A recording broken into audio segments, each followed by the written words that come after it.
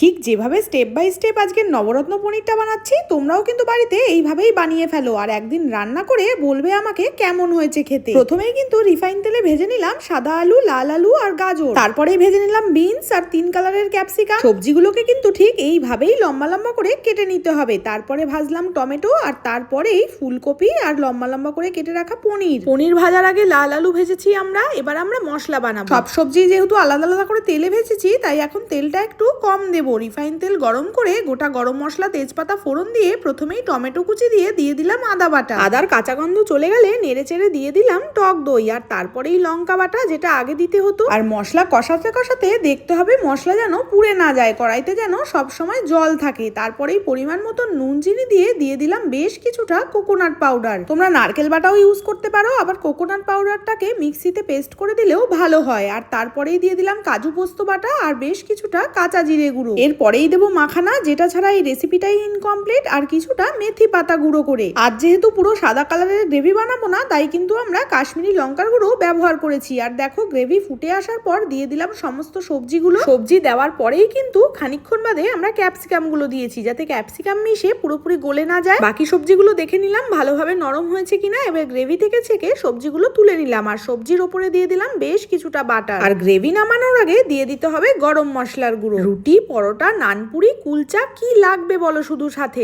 দারুণ লাগবে খেতে। রেসিপিটা ভালো লাগলে ফলো করে পাশে থেকো।